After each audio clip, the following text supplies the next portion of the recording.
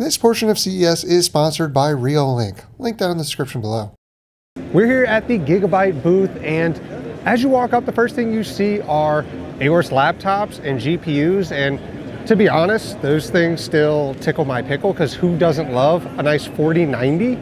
But what really caught my eye are these servers over here, so let's take a look. So what we have here, the first one is an AMD-based system with 4 AMD APUs on here. So these aren't your Ryzen APUs. These are full-fledged server-grade AMD APUs, 4 of them on a board. And a common theme you'll see with all of these servers is that they probably cost more than my house. And I will never actually get to touch them except for right now. So with this one, obviously you can do whatever you want with it. You can see this board from Gigabyte has 1, 2, 3, 4, what, I can't count, 12 PCIe slots.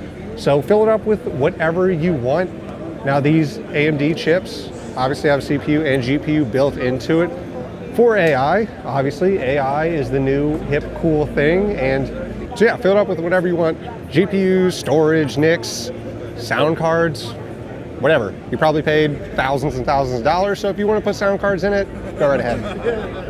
Then over here you have the NVIDIA Grace Hopper system, which is extremely cool. Again, it's a CPU and GPU smashed together, and you can see an example of one right over here.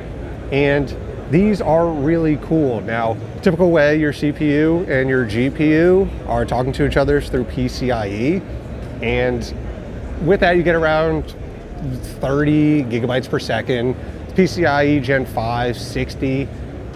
With this built into the same package, you're getting nearly 8 terabyte per second of throughput between both of those, which is actually insane. Now, again, something I will never actually be able to use, but you know what? Maybe if you subscribe and you tell your grandma to subscribe and her friends, maybe one day. Look at this system. Signed by Jensen himself. We have a full-fledged system built out with 8, what are these, massive cards. I don't even know exactly what these are. This is in a 5U chassis. So obviously, common trend here, AI built servers specifically for AI. And this isn't something you're hosting in your house to like practice with a few models. These are training ginormous models. And if you don't know what they are and you don't know how to use them, you can't afford them. And that's me. And again, this is what they're calling an all-around AI server. This is maybe within my tier of maybe being able to use one day. It's a typical system. You have 2 sockets. These are Xeon sockets, PCIe Gen 5, 1, 2, 3, 4, 8 PCIe lanes designed to throw in GPUs for AI computing, training models. AI, that's the buzzword, the common trend for all of these. And as we go on, we see a few more systems, a few more that are a bit more home labable. But this one right here is pretty cool. If you look at the front, you will see this has 32 hot swappable NVMe bays, which is actually really cool. Now, yesterday we went and saw the Apex storage guy. Mike over there showed us his, I forget the model of it, I'll put it here, which had 21 NVMe drives on a single PCIe card. This does away with all of that. Puts hot swap bays on the front, has the controller built into the motherboard. You get 2 Xeon sockets to be able to handle all of that throughput and all of the power controlling and your super high-pitched fans that are totally great to lull you to sleep. And some similar systems over here. No NVMe, more traditional single socket Xeon. Doesn't look like anything too crazy. A standard system, something more in my ballpark.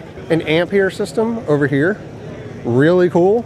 So if you're looking at Ampere systems, bada bing, bada boom, Gigabyte's got you covered. But man, these things are massive. For 1U systems, you better have a super deep rack. And if you don't want to be lulled to sleep with the sound of those nice little 1U fans. You can water cool everything. Now, it doesn't look too impressive from the front. The cool part is around the back, just like me. So if you go around the back, you can see these servers are built to handle a water cooling system. This isn't something you're throwing in your home lab. Obviously, everything we've looked at is beyond my level, beyond something I'm actually ever gonna get to use, unless somebody at Gigabyte sees this and has pity on me and wants me to mess one up.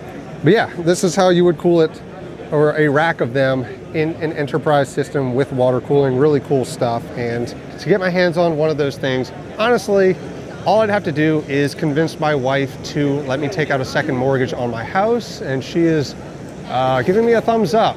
That's your thumb, right? Oh, that's not. Oh.